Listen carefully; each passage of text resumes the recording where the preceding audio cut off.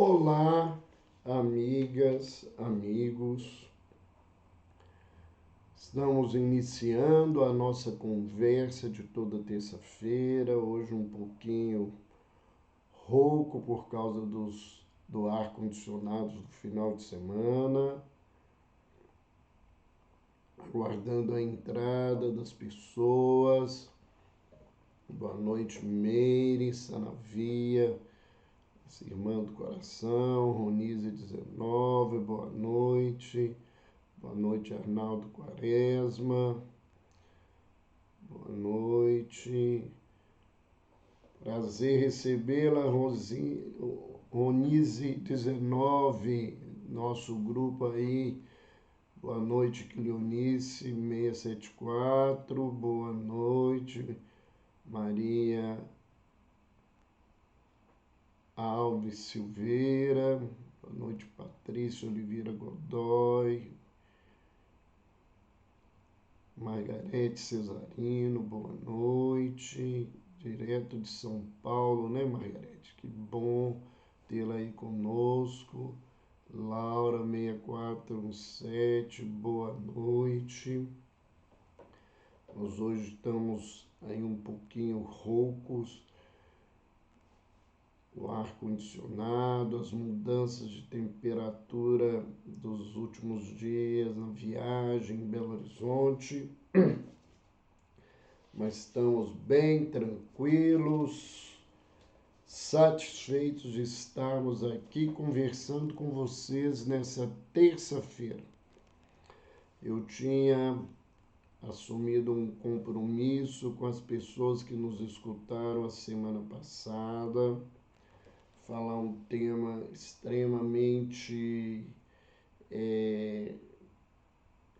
chamativo das pessoas, que são as cirurgias espirituais, falar sobre o Zé Arigó, mas nós tivemos um impedimento da nossa convidada para participar conosco da nossa live por causa do lançamento do filme O Predestinado.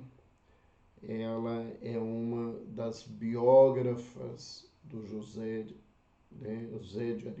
Arigó, e ficamos então para a próxima semana.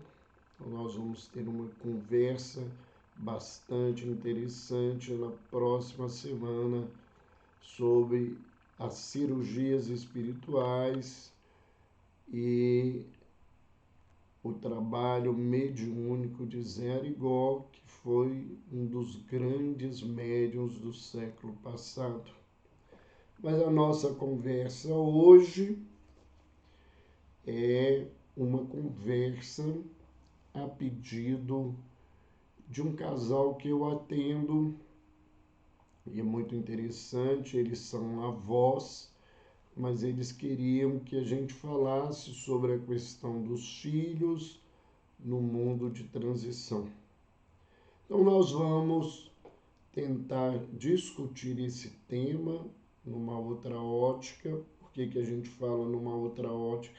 Porque nós, vai e volta, falamos desse tema que é família, educação, criança, redes sociais, um monte de questões aí que são de interesse constante das pessoas. Então, para que todo mundo que nos acompanha, né, possa ter uma nova visão, uma nova abordagem do tema, nós vamos falar aí sobre os nossos filhos no mundo de transição. O que nós, entendemos do pedido que nos foi feito quando se fala de mundo de transição? Dentro da visão espírita, há informações desde da metade do século XIX para cá. O mundo caminha num processo de transição para uma nova fase espiritual da Terra.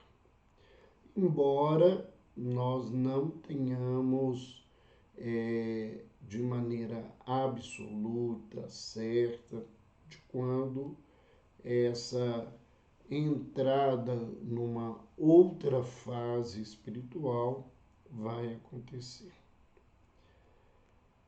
Essa fala que aborda o mundo de transição, que para outras pessoas fala sobre o fim do mundo, né? E o fim do mundo é algo que é motivo, né, disso, de filmes, de livros, de documentários, né, de jornalismo na TV, sempre voltado para isso. Isso está muito ligado a uma leitura escatológica. O que é essa leitura escatológica? Ela vem mais acentuadamente dentro do judaísmo a partir, né, do livro de Daniel, e dentro do Novo Testamento essa abordagem, né, da escatologia, que é uma área da teologia que estuda sobre as questões dos fins dos tempos, né, do final do mundo, da entrada no mundo espiritual.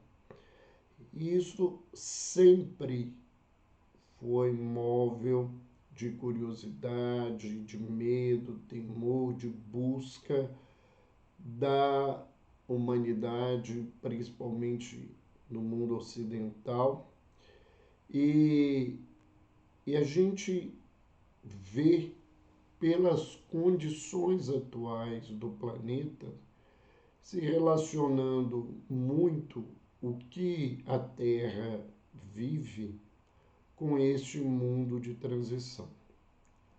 Lembrando que as mudanças, elas ocorrem a todo momento, de cada geração, em cada geração nós vemos novos paradigmas, novas posturas, novas moldagens sociais, e hoje essas mudanças elas têm acontecido de uma maneira intensa.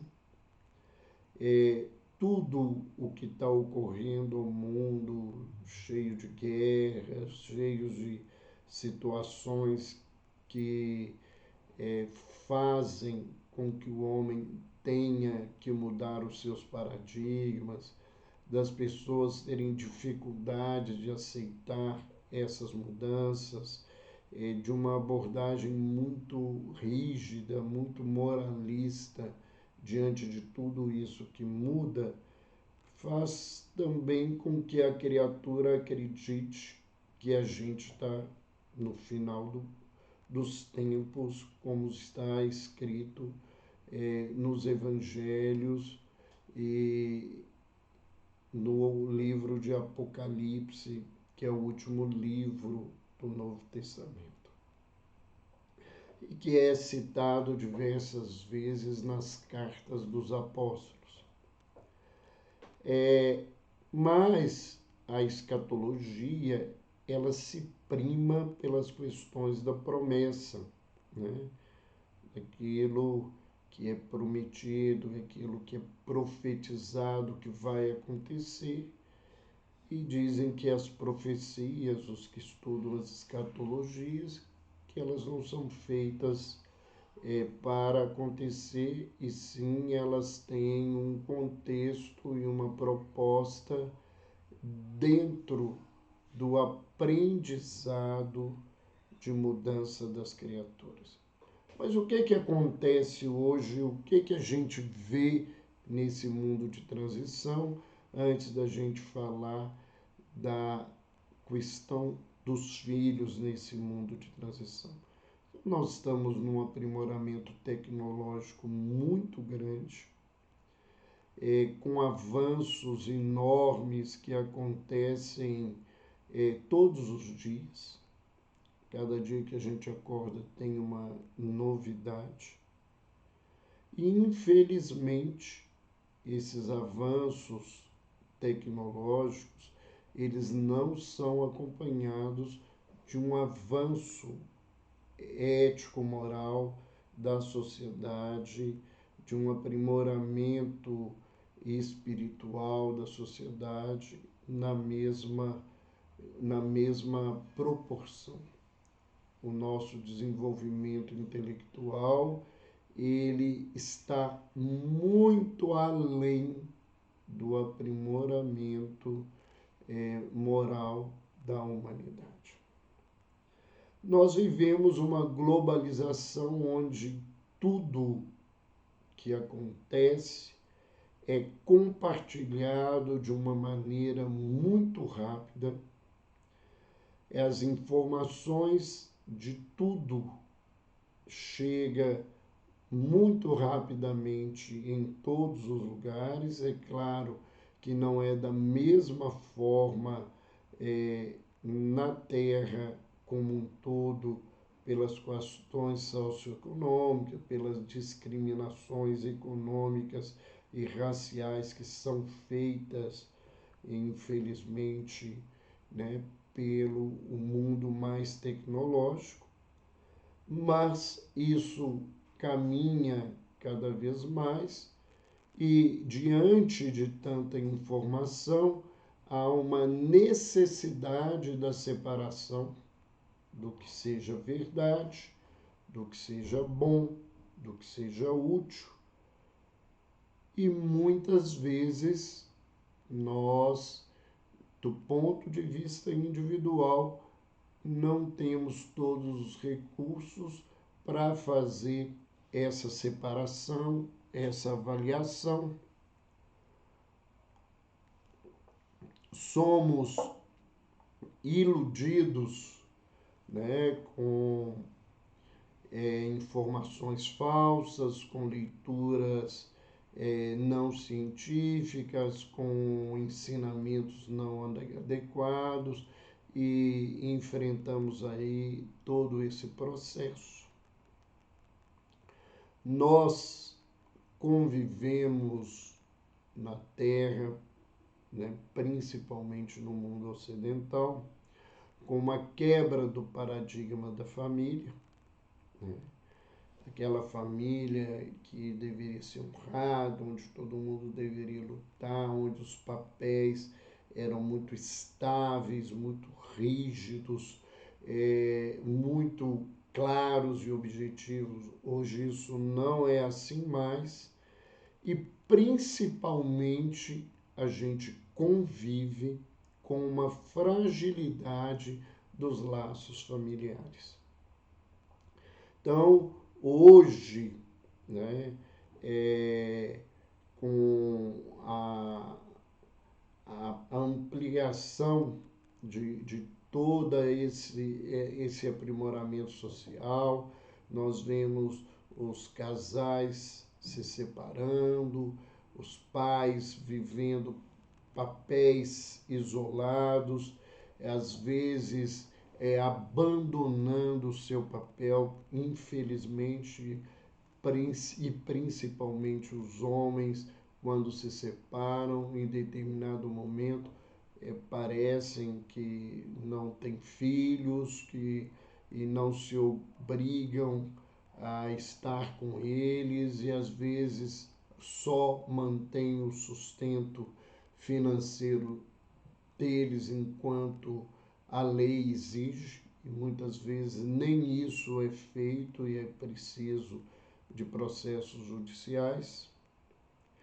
Nós precisamos repensar, uma política para a reestruturação do sistema de ensino e de educação do mundo, a partir de todo o desenvolvimento tecnológico, de todo o nível de informação que chega às crianças e aos jovens. a estrutura pedagógica que ainda vigora em muitas escolas, em muitos países, ela se torna obsoleta, desinteressante, ela leva a um desejo de evasão da criança da escola, quando as políticas cobram, né, de um ponto de vista legal, a importância da presença das crianças na escola. Então, isso precisa ser revisado, né? Nós convivemos nesse momento da Terra com uma ausência de lideranças éticas no âmbito da coletividade. E quando a sociedade perde esses referenciais, e eles hoje são muito poucos, e eles às vezes são limitados pelas ações políticas, pelas lideranças econômicas e ideológicas do planeta, impedindo às vezes a ação dessas lideranças como referenciais importantes para toda a sociedade. Nós nos encontramos no momento de uma dubiedade entre o que ensina as doutrinas religiosas e o que vive os movimentos religiosos, e essa ambiguidade ela cria um abalo no sistema de fé, de crença, de busca das religiões, que tem um papel social importante. E a gente convive hoje, né, no mundo que nós nos encontramos, com uma mercantilização do mundo de sucessos e de felicidades.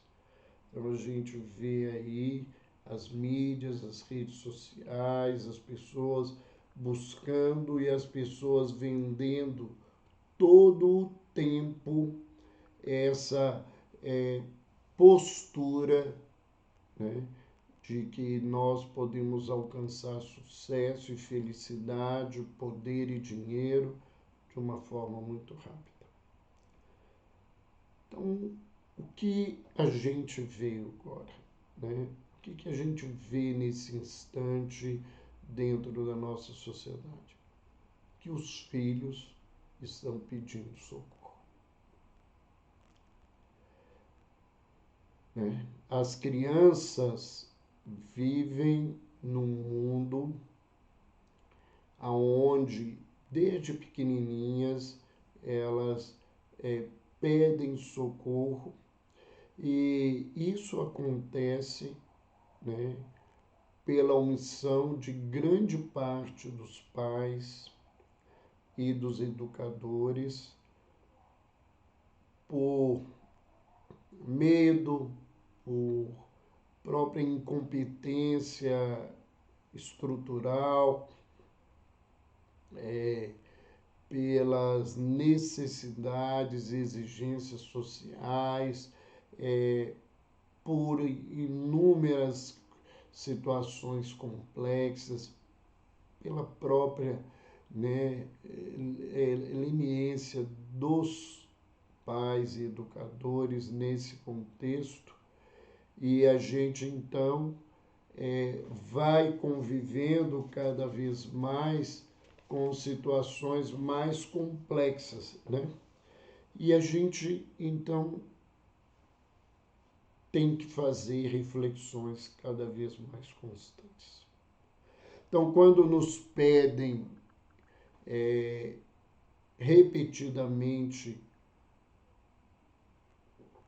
no consultório, as pessoas, ou nas redes sociais, ou as pessoas que me assistem em palestras, em cursos, para falar do tema de forma constante, é porque ele é extremamente incomodativo. E a primeira reflexão que a gente precisa fazer, né, há uma fala de que nós estaríamos convivendo com uma geração diferente.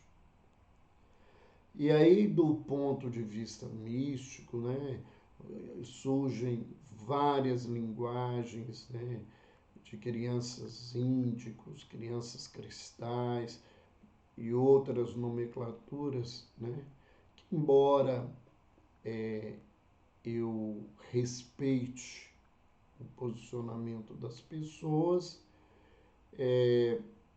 eu acho que a gente localiza muitas crianças e muitos jovens naquelas condições, mas a interpretação mística e espiritual desse contexto, ela não me satisfaz, aí eu estou falando da minha pessoa, e acho que ela enche, né, de muitas fantasias e de muitas projeções na cabeça das pessoas, né? E eu fico questionando, a gente tem uma geração diferente ou nós temos uma geração com uma estrutura familiar e social diferente, né? Será que, na verdade, nós estamos recebendo levas dentro de uma visão espírita, por exemplo, de espíritos que vêm de maneira especial, diferente, né? Ou o nosso processo de mudança faz com que essas crianças ou essa geração se manifeste de uma forma também diferenciada, né? E aí nós começamos a pensar na família e nas características das famílias. Lembrando, né, que a gente pode ver essas mudanças nas famílias por diversos pontos de vista. E nós vamos tentar abordar alguns deles para entender como é que essas crianças convivem nesse contexto atual. Então, se a gente pegar as questões e vamos falar um pouquinho da sociedade do nosso país, né? As diferenças econômicas, nós vamos ver, né, duas coisas muito marcantes. Primeiro, né, uma presença ainda constante e marcante e comprometedora socialmente, né, de pais adolescentes, às vezes, né, muito novos, com uma condição socioeconômica muito precária, em que o abandono, a não manutenção da estrutura familiar e as condições econômicas precárias, levando à fome, até à miséria, né, às dificuldades maiores, levam a crianças a terem uma condição de saúde, desenvolvimento intelectual, de desenvolvimento social precário. Alguém poderia dizer assim, também espiritual? Depende, né? A questão espiritual não depende da questão econômica. Depende de uma postura íntima dos pais e dessa própria criança no âmbito da caminhada, da jornada deles evolutiva. Do outro lado, nós encontramos nas classes com melhores recursos pais que se tornam pais cada vez numa idade mais avançada. Essa idade avançada, ela traz dois desafios. O primeiro desafio é o desafio biológico, né?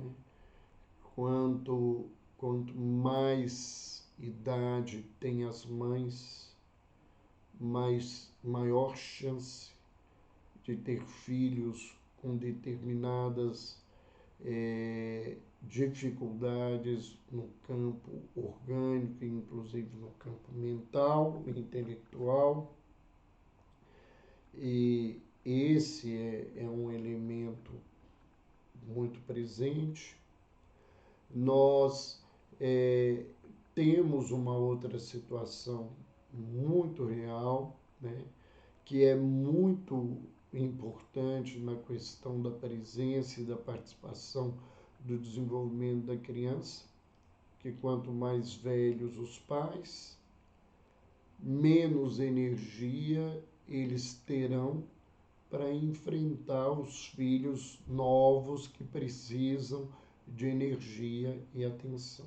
Eu falo isso com muita tranquilidade, vendo os meus pacientes, vendo as pessoas próximas e na condição de avô, né, eu vejo que eu não tenho a energia e a disponibilidade orgânica e vital para lidar com o neto como eu lidava com os filhos, e às vezes não era com um deles, às vezes eram com os 3, os 4 juntos, e a gente resolvendo as coisas, lidando as coisas dessa maneira.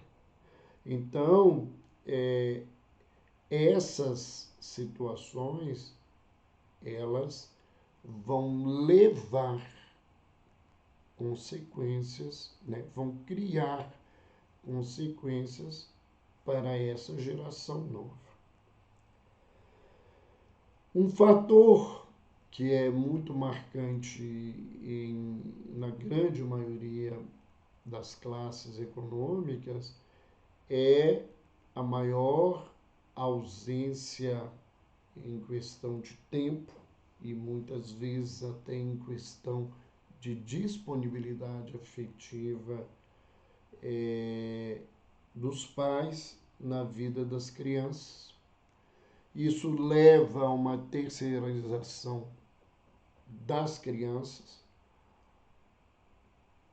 Então, elas são cuidadas ou por babás, por cuidadores, por funcionários da casa, ou uma coisa que tem ficado muito comum pelos avós, né?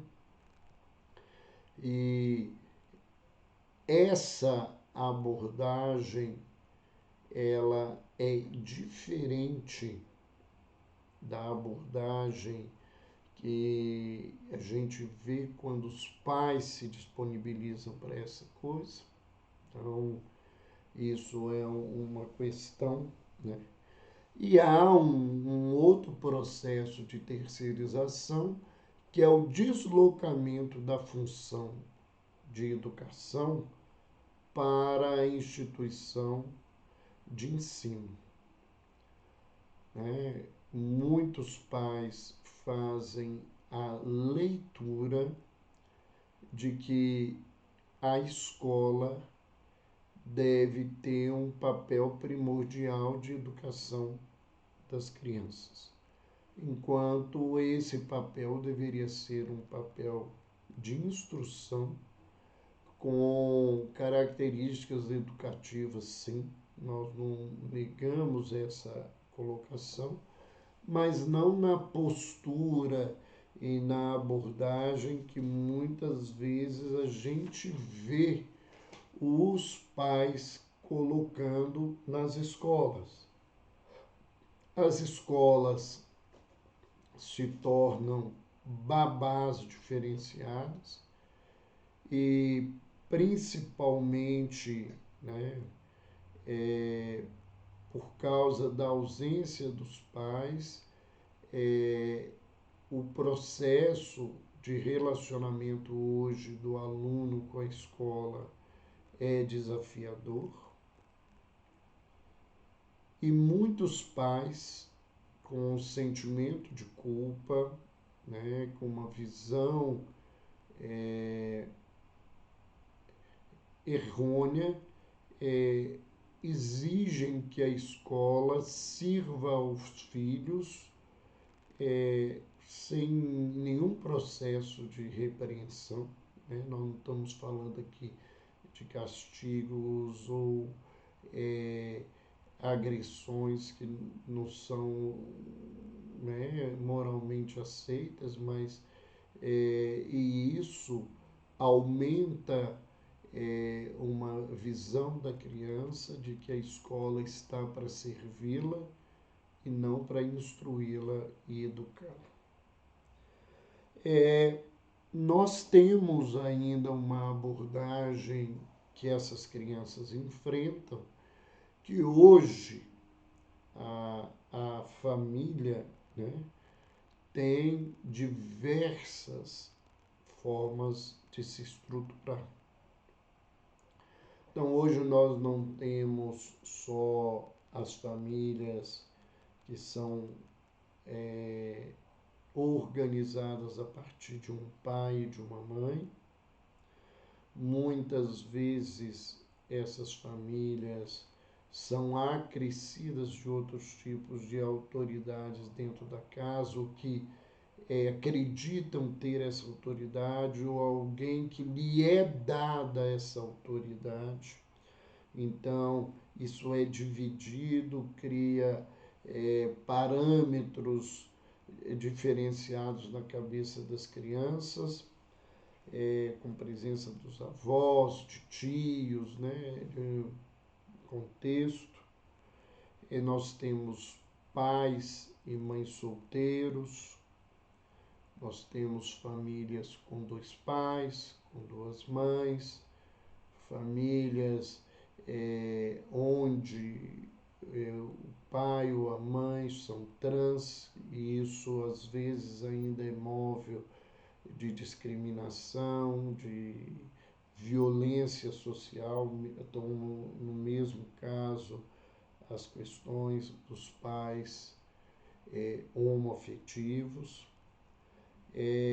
Nós temos famílias onde as crianças convivem com 2 mães, um pai, com 2 pais e uma mãe, e que tem irmãos que são meio-irmãos, e tem irmãos do irmão que não são irmãos deles.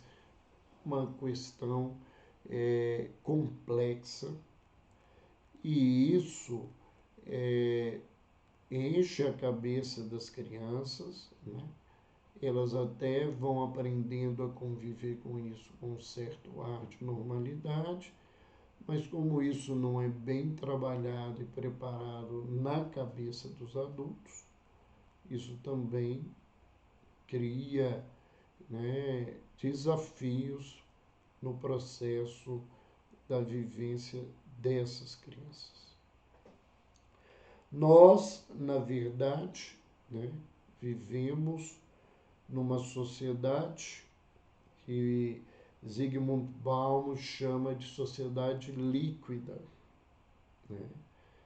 E o que nós vamos ver nessa sociedade líquida, que é a marca da nossa sociedade atual, e aonde essas crianças estão inseridas.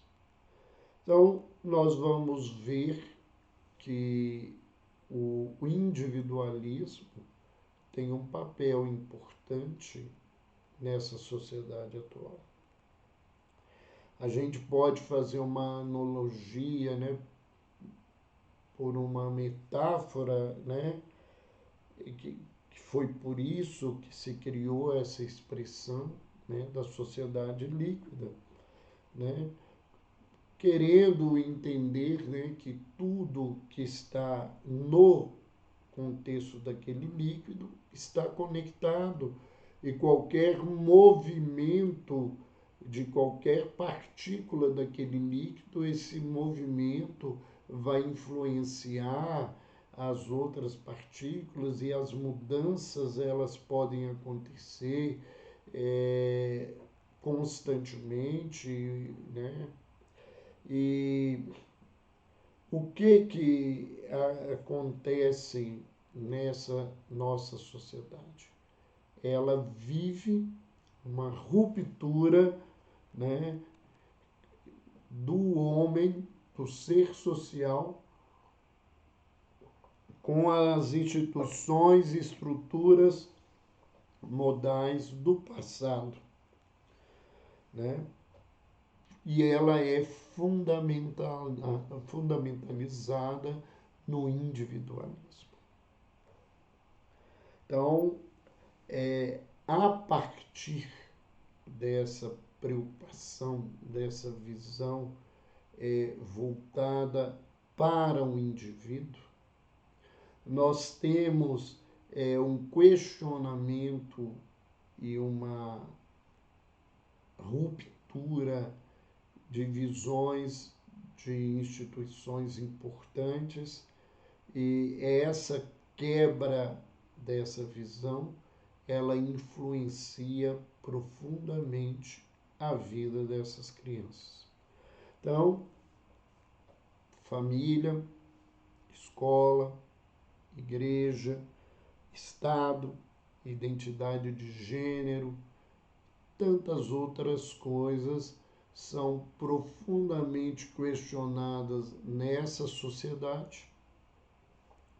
E nesse contexto, né, nós vamos ver os reflexos que isto traz para a criança, traz para os nossos filhos adolescentes e que tem sido motivo de tantos problemas familiares que acabam, em determinado momento, adentrando aos consultórios de saúde mental ou então, né, adentrando as salas das varas de família para resoluções de problemas nesse âmbito. Então, o que aconteceu na verdade? A nossa sociedade, ela se converteu em algo temporal, instável, que carece de aspectos sólidos. A gente não consegue, nesse momento, ter características claras da base do que sustenta a nossa sociedade. Os valores mudam todos os dias, né? As pessoas têm que enfrentar essas mudanças e, ao mesmo tempo, enfrentar os seus conceitos, os seus preconceitos e como vivenciar essas coisas na sua vida, né? E essa sociedade líquida do Bauman, né, ela traz para a gente também um conceito importante de ser avaliado por todos nós, que é o conceito do amor líquido, né? E esse conceito, né, nesse conceito, esse amor se caracteriza pelo medo do compromisso, né?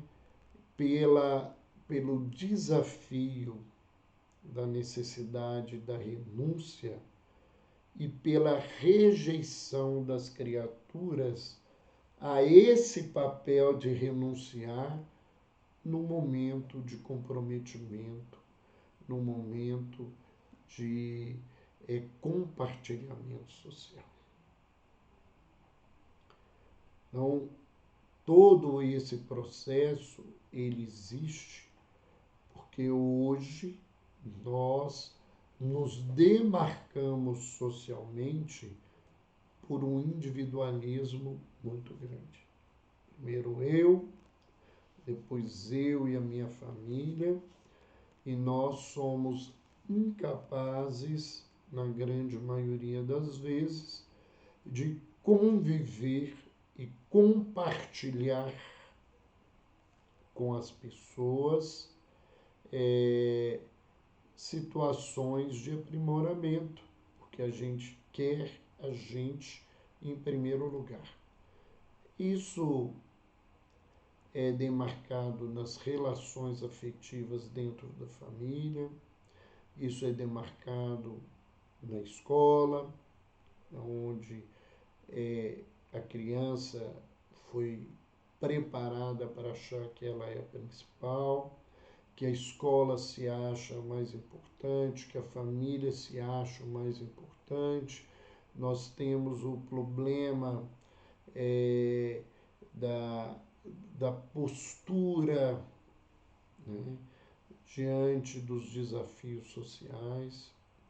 Então a gente lembra aqui que muitas vezes os nossos valores que são o interesse do nosso lugar e não os valores sociais.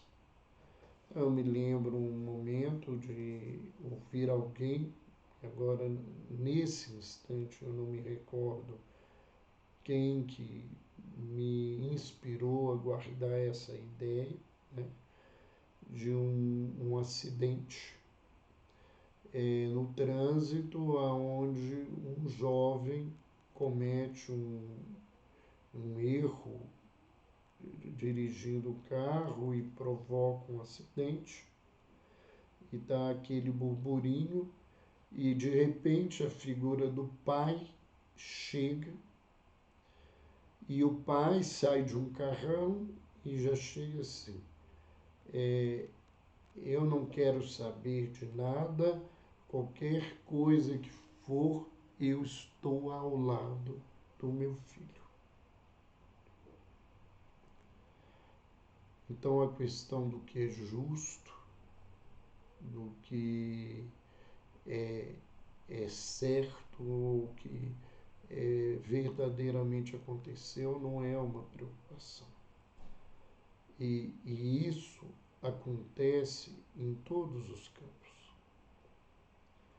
Recebi há muitos anos uma professora que entrou num quadro complicado e saiu, foi mandada embora de uma escola porque uma aluna, durante a aula, estava com os pés na carteira, cortando unha, e ela chamou a atenção da menina, que aquela menina não podia se comportar assim, que aquilo não era o que deveria ser feito.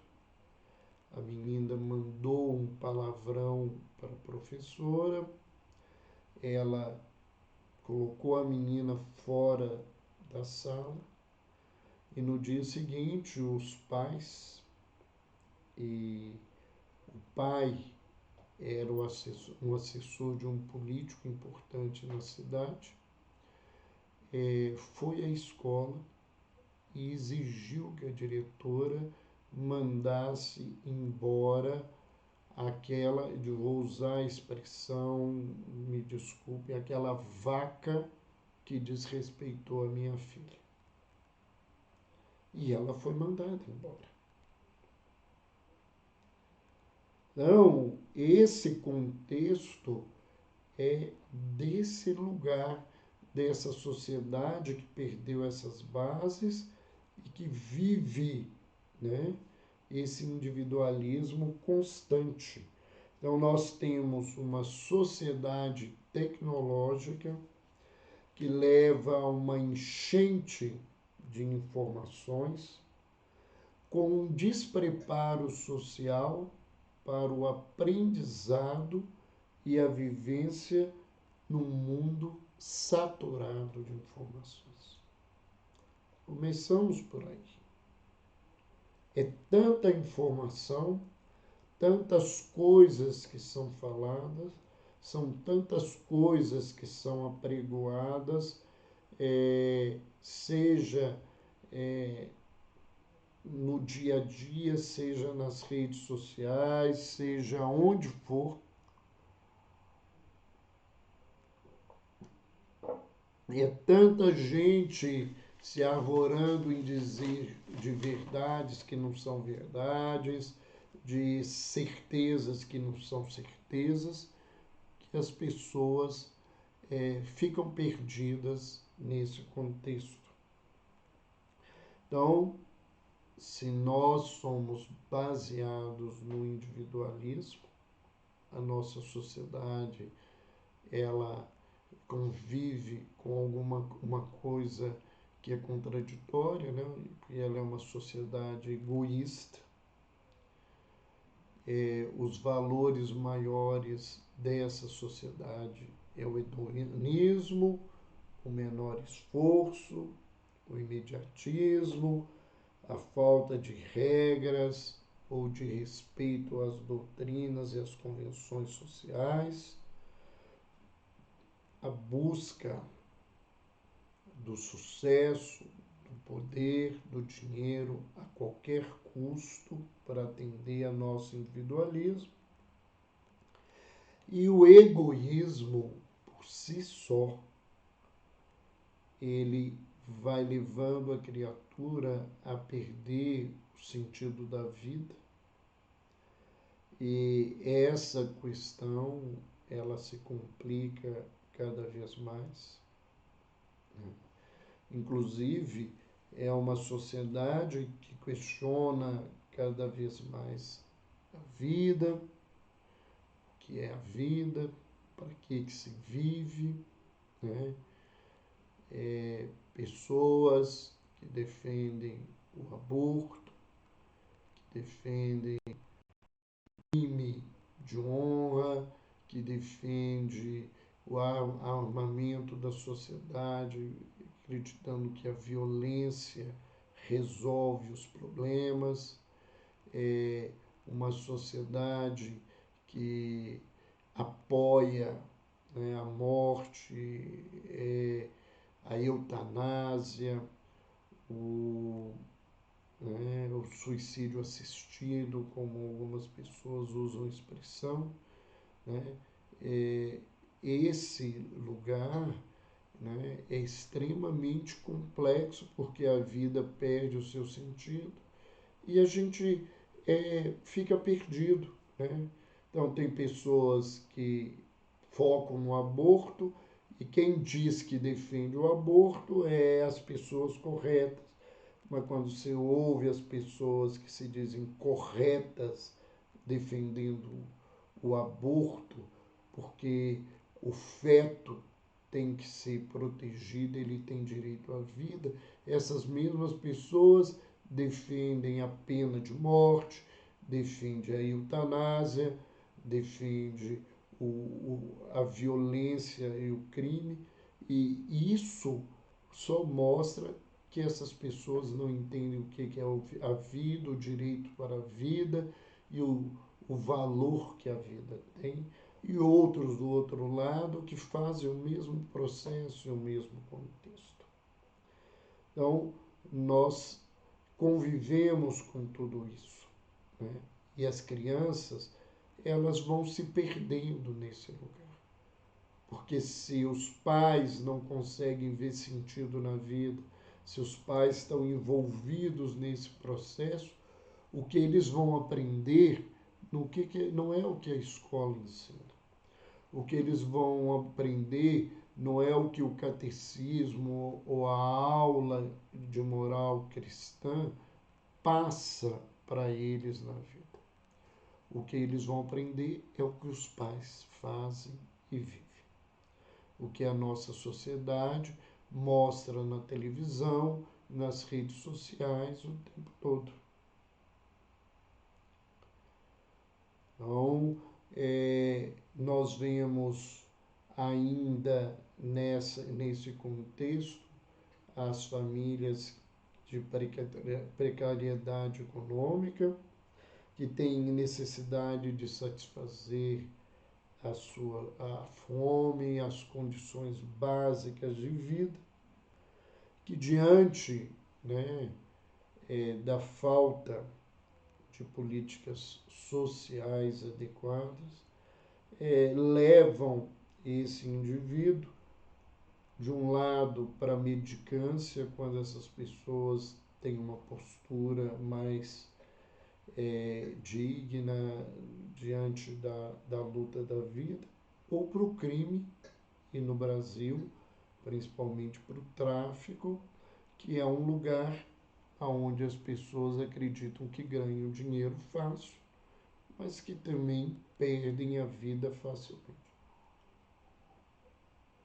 De outro lado, as famílias que têm uma outra situação econômica, que se prendem, pais e mães, ao excesso do trabalho, com a justificativa de oferecer condições materiais de estudo para os filhos, e passam a ter uma falta muito grande na vida das crianças pela própria ausência, pelo tempo de afastamento, e também, né, por uma ausência afetiva, porque muitas vezes no individualismo eu tenho que cuidar de mim, eu não posso viver só pelo meu filho, que amanhã ele vai embora, que ele não vai ficar, e as coisas assim vão caminhando cada vez mais, né? E o que se faz é dar bens materiais para substituir a ausência e o afeto.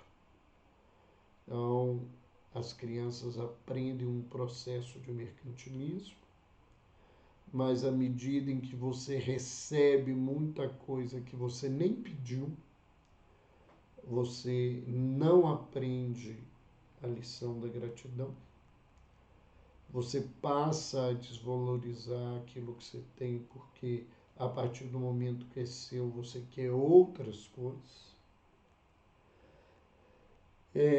Então há uma banalidade do que a pessoa possui, e isso leva, né, a uma fuga. Essa fuga pela fantasia, pode ser utilizando os games, né, por uma busca de uma vida virtual, né, fugindo da própria vida material, leva para o campo das drogas, e a vida só no sentido material, você vai perdendo o sentido de uma vida, de uma transcendência, de um valor maior, e muitas vezes isso resulta em processos de depressão, em distúrbios de comportamento, em tentativas de autoextermínio, em posturas de automutilação, até o suicídio. Então, são questões que estão presentes aí o tempo todo. A melhora do acesso de informações, né? Todos esses recursos para você saber tanta coisa, e isso tem facilitado cada vez mais, principalmente para a juventude, para a adolescência, uma avaliação das estruturas da sociedade. Então, o jovem que já é questionador, ele passa a questionar o papel da família, o papel dos pais, ele confronta o que o pai e a mãe fala com o que o pai e a mãe vivem, e se posiciona na vida dele. Então, isso é um incômodo muito grande. Ele passa a questionar as estruturas religiosas que, infelizmente, na grande maioria, caminham e andam muito no campo da mercantilização da fé, e isso afasta, né, a criança e a própria família, né, do campo religioso, que tem uma função de controle social, que tem uma função importante nesse contexto do sentido da vida, que é um dos princípios básicos da saúde mental, né? A corrupção, a ausência de líderes dignos no mundo político leva a uma leitura do jovem, uma leitura da sociedade, né, que o Estado é um lugar de atender interesses corporativos e de um poder exploratório, sem nenhuma preocupação verdadeira com a criatura, com o cidadão, né? Há um questionamento real, né? Há uma palestra que eu assisti há muitos anos atrás de um professor da Universidade de Lisboa, eu não me lembro o nome dele agora, em que ele fala sobre essa questão dos avanços tecnológicos e da pedagogia no mundo, e que a escola, se ela não mudar, a evasão vai ser cada vez maior, porque é mais interessante o aprendizado no Google, no mundo virtual, do que o aprendizado através da pedagogia que se mantém ainda dentro das escolas. É claro que há escolas que mudam, que estão se aprimorando, mas a grande maioria não viveu essa mudança. E aqui no Brasil isso ainda é precário por diversas questões. Então, a criança, ela, se ela busca o Google, ela lê sucintamente, ela vê o lugar, ela vê a planta, o animal, essa coisa toda no seu habitat, e quando às vezes a figurinha do livro não leva a mesma estrutura e o mesmo processo. Então, isso é um questionamento que a gente precisa fazer. Eu vejo muitos pais reclamando, né, dos filhos que não querem ir para a escola, e eu fico pensando, será que a escola está realmente interessante para essas crianças irem lá? Principalmente crianças de uma situação econômica muito melhor, né? Se não é hora de rever todo esse processo mesmo e fazer uma transformação maior nessa coisa. Há um questionamento das redes sociais, né? E a gente tem que ter um cuidado, né? Porque muita gente, diante das fake news, diante de todo o problema da pornografia, de ensinar a suicidade, um monte de coisa, e transforma as redes sociais como um demônio, né? E o principal conteúdo das redes sociais não é esse, não é isso que a mídia, principalmente o ensinamento que a gente vê aí nas redes, é mais positivo, mais educativo do que nesse contexto. Não adianta generalizar, nós temos que fazer reflexões e mudanças. Nós falamos sobre isso há poucos dias, né? Vamos falar um pouquinho sobre isso no evento que nós vamos participar no próximo mês, patrocinado pela Associação Médico Espírita do Estado do Espírito Santo, na comemoração dos seus 30 anos de atividade. Então, nós vamos falar também sobre isso. Nós temos que ver que celular, computador, tudo isso hoje encanta, mas encantamento domina, e aí muita gente está sendo dominada por esse processo, não são só as nossas crianças.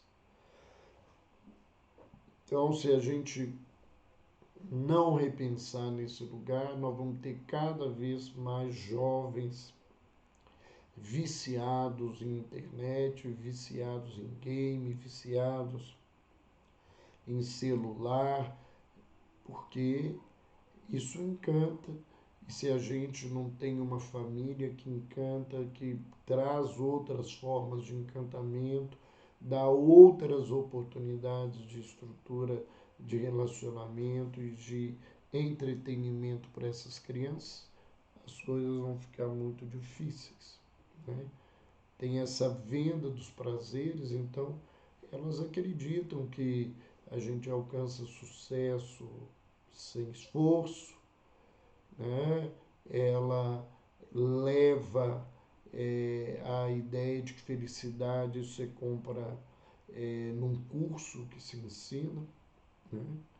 Eu acho que, né, é importante, eu mesmo já lancei alguns cursos, mas a gente tem que ter um cuidado, porque é, parece, né, que as receitas são muito bonitas e são muito prontas, e nem todo mundo levanta que isso gasta tempo, gasta esforço, é uma questão de vontade, de transformação individual.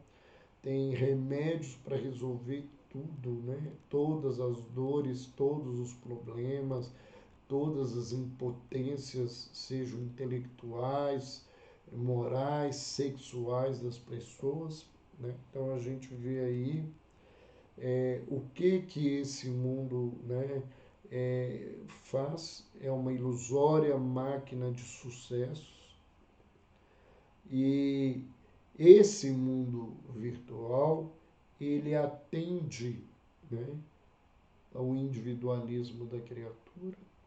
As pessoas têm dificuldade de relacionamento, fogem para ele, os jovens estão fugindo nesse sentido. Então, a gente precisa caminhar de uma maneira diferente, né? Porque esse individualismo é a base dessa nossa sociedade e todo esse contexto caminha para isso. Então, o que é preciso fazer? Estou vendo aí a Margarete nos perguntando de alguma forma isso, né? Primeiro, a gente precisa pensar e refletir. As pessoas estão com muita preguiça de pensar. A gente vê isso cada vez mais, né? Às vezes as pessoas comentam das nossas postagens no Instagram e muita gente só vê a imagem e a mensagem sucinta que a gente coloca ali. E não vai e faz a leitura da postagem, né? Que é o propósito, particularmente, é o meu propósito de trazer reflexões todos os dias para todos nós. Reflexões que nos façam entender que saúde mental não é só tomar remédio. Que saúde mental exige mudança de postura, exige vontade, exige persistência, resiliência, determinação, né? Exige busca do autoconhecimento, que é algo muito difícil, não é simples. Então, esse lugar, fazer essa busca, ela é fundamental. E as pessoas que têm essa preocupação precisam começar a pensar no equilíbrio, né? De tudo isso, né? Estou vendo aqui, Yatan, boa noite, meu querido, um abraço, um beijo para você e toda a família. Se existe equilíbrio, como nos treinar aos filhos para conhecer equilíbrio, como perceber que estamos fora do eixo, né? Olha, fora do eixo, a maioria de nós estamos, né? Como fazer isso ficar diferente, equilíbrio, né? Há um ditado antigo: uma no cravo, outra na ferradura. A gente não pode impedir, né? Isso também é falácia, o avanço tecnológico. Nós não podemos impedir o acesso às informações, mas nós precisamos trabalhar com os nossos filhos para que eles aprendam a pensar, a utilizar a mente para algo adequado. O hinduísmo, ele tem um ensinamento que é como se a gente tivesse duas mentes, uma mente voltada para baixo e uma mente voltada para cima. A mente voltada para baixo é a mente dos desejos, a mente do imediatismo da vida. A mente voltada para o alto é a mente que busca a ética, o transcendente, a vontade, né? Então, nós precisamos nos preocupar em trazer valores para nós que sejam sensíveis à percepção dos nossos filhos. Então, quando eu falo, é importante é isso, não é levar para os nossos filhos. Porque não adianta eu falar com meu filho que beber faz mal para a saúde e ele convive dentro de casa o tempo todo com a bebida.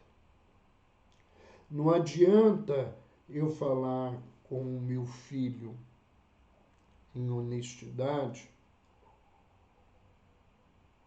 se eu pego no supermercado um iogurte e tomo e jogo o copinho fora e não pago o iogurte que eu tomei.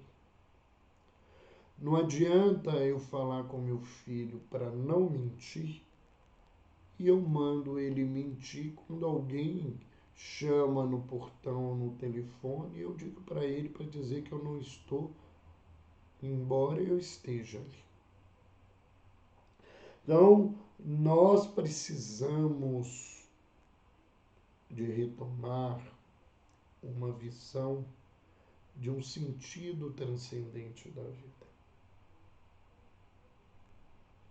E a espiritualidade, né, que abrange a religiosidade e essa ética que as pessoas buscam do transcendente também, mesmo sem uma conotação de religião, essa espiritualidade, ela pode nos oferecer isso.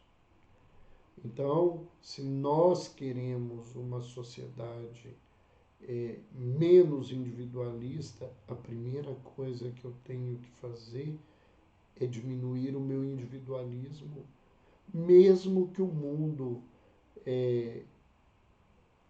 me critique, me desrespeite, me chame de covarde, de idiota, mas é que eu faço aquilo que eu acredito.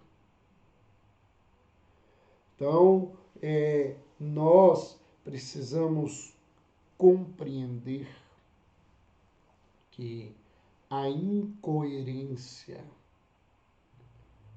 daquilo que o mundo dos adultos diz para a criança e o jovem e o mundo dos adultos faz diante das crianças e dos jovens, essa incoerência, ela é responsável por essa perda de solidez. A gente entender, né, que o homem, né, ele, né, o mundo não é apenas um lugar onde ele tem que ser o favorecido das coisas. Que ele tem que entender que ele é o idealizador, o construtor, o ator de todas as mudanças sociais. Nós precisamos repensar a sociedade.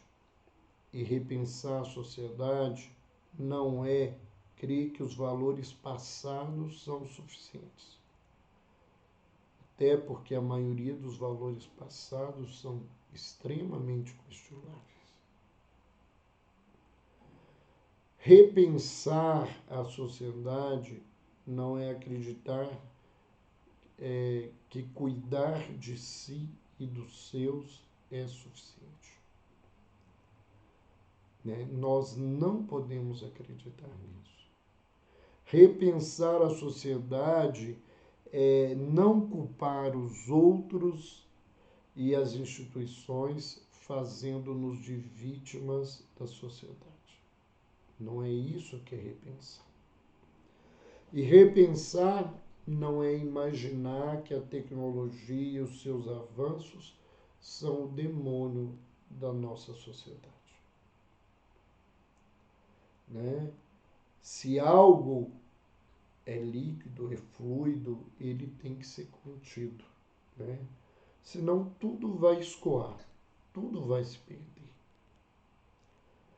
E a marca que caracteriza a nossa sociedade é o individualismo. Então, é fundamental que a gente construa uma ideia, um ideal de coletividade, onde a criação se junta como numa teia, né?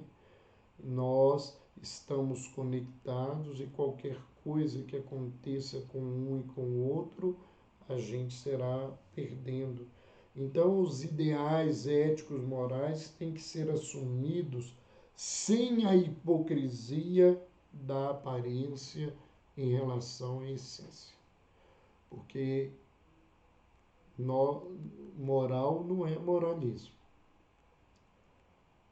Então, ser ético na vida, ter uma postura moral, é essência, não é aparência. É não roubar enquanto as pessoas não estiverem me vendo, não. É não roubar nunca. Né? Sem buscar o interesse mesquinho do poder e do sucesso. Para isso, a gente tem que respeitar o ser humano, né, como um irmão. A gente precisa construir cada vez mais um princípio de fraternidade universal, onde tudo e todos têm o mesmo valor e devem ter o mesmo respeito, embora sejamos diferentes e tenhamos papéis diferentes, mas o valor essencial da vida de cada um é o mesmo, e o respeito que as pessoas precisam é o mesmo, né? E dentro da nossa abordagem, dentro da nossa visão, é preciso buscar o sagrado, né? E entendendo que a vivência da plenitude com o divino é a vivência de todas as virtudes, é a busca da verdade, da justiça, do belo, do bem e do amor. Né? Isso é fundamental para que a gente possa dar aos nossos filhos uma nova abordagem do mundo. Então, essa é a nossa preocupação, né? Sabemos que muita gente nos ouvir acha que isso é balela, que isso não vai à frente, como diria, não dá dinheiro. Muitas vezes, muitas pessoas viram e falam assim, é, eu às vezes acompanho o senhor e fico pensando que às vezes é um número tão pequeno naquele momento que acompanha, a gente vê isso, né, durante a live, muita gente entra e sai, né? Mas aqueles que sempre ficam é porque estão preocupados com aquilo que a gente está preocupado. E eu já entendi para mim com clareza que aquilo que me ocupa hoje e que me faz ter valores não é preocupação da grande parte da sociedade. A grande parte da sociedade quer ganhar dinheiro com maior facilidade, quer ter maior visibilidade, quer ter maior inúmeras outras coisas, né? Não vou aqui porque eu não tenho direito de criticar as pessoas, cada um está no seu lugar, né? O meu lugar é de dizer aquilo que eu creio. E o que eu creio não é só uma questão da minha religiosidade. O que eu creio é fruto da minha vivência de 40 anos, ouvindo diariamente dezenas de pessoas sofrendo, e a grande maioria delas sofrendo por causa dessa postura individualista de cada homem nessa sociedade. Era essa a nossa fala, nós queríamos lembrar, quem gostou, vai ficar gravado no Instagram, mas vai para o nosso canal no YouTube, né? dr.robertolúcio, YouTube, que é o nosso canal de saúde mental e espiritualidade, com dezenas de palestras, de falas nossas, de seminários, de congressos que nós já participamos. A nossa equipe tem tido o maior cuidado lá para reunir todo esse trabalho, aos poucos, toda semana. Se você não conhece o nosso canal do YouTube, entra, inscreve, isso ajuda a gente a divulgar esse trabalho. Põe lá o pedido de notificação, todas as semanas nós temos alguma novidade no nosso canal. Siga-nos no Instagram, né, no Facebook, nós estamos aí todos os dias trazendo alguma coisa para refletir ou pensar. Muito obrigado àqueles que estavam aí conosco, que estavam esperando a nossa fala sobre cirurgias espirituais e o Zé Arigó. Nós tivemos que trocar porque a nossa convidada, ela não podia hoje, exatamente por causa do pré-lançamento, a pré-estreia do filme O Predestinado, que está a partir de amanhã nos cinemas do Brasil. É um filme estrelado pelo Danton Mello e a Juliana Paz, contando a vida de um dos maiores médiuns do século XX. E a semana que vem nós vamos receber uma biógrafa do Arigó que traz um testemunho vivo. Ela trabalhou a partir dos 12 anos de idade junto com ele, transcrevendo as receitas que o Dr. Fritz passava e outros médicos espirituais passavam para os pacientes. Então ela conviveu com ele, ela tem um conhecimento e ela hoje está participando de uma pré-estreia em Congonhas, que foi a cidade aqui em Minas Gerais que o Arigó viveu, e ela vai estar conosco para falar dela, do livro, né? Um livro onde eu tive a alegria, junto com o Dr. Andrei Moreno, de fazer algumas contribuições dentro da perspectiva médico-espírita. Então, até a semana que vem. Um beijo para todos vocês, uma boa semana e muita paz.